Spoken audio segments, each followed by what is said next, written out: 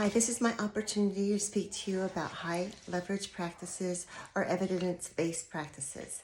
Both these things work in tandem to benefit children at all grade levels in all abilities.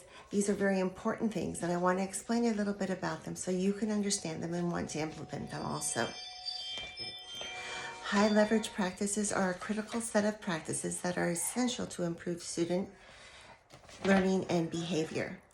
Evidence-based practice are instructional strategies backed by research to support learning and behavior. Both of them work together to provide positive outcomes for all students in all areas. They increase accountability for both students and professionals.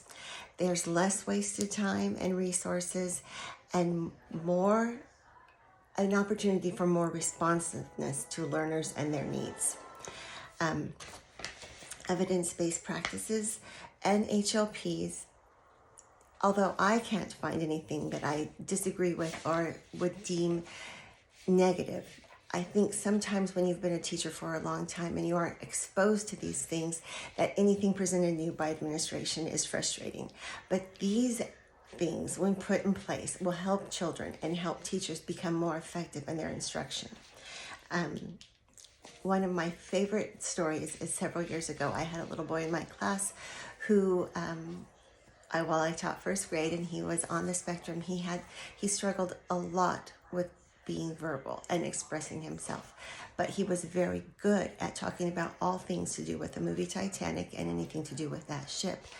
And so what my instructional assistant I did was that we took his interest in the fascination he had with the Titanic and used it across all curriculums to help him and to support him and to provide the things that he needed to survive. We worked with his parents. We collaborated with him and his family to incorporate it and bring all the aspects, his ships and his artistry about it and his expansive knowledge of all the things about it to school, and he was able to explain it to his classmates and build on his knowledge. And that wouldn't have happened without the HLP of collaboration. Another thing that we were able to do with that was that we could assess him in his ability to communicate and his ability to write once we found something that was really interesting to him. And assessment is a very important HLP, and it drives our instruction and it differentiates our curriculum. I'm thrilled with the idea of this, and I'm really grateful that I have the knowledge and the vocabulary to explain to you all how important these things are.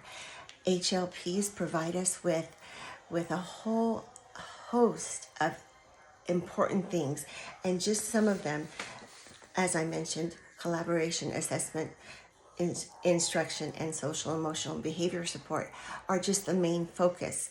Each of those have several points underneath them that would provide teachers with the tools that they need and the strategies and the ability to implement them. They're most effective when they're used with evidence-based practices, and those are practices whereby research has been done and they have determined the most effective way of reaching children. And together they can be pivotal when providing intensive instruction and intervention. And please understand that when educators are able to use these things, a solid foundation can be created for both the educator and the students.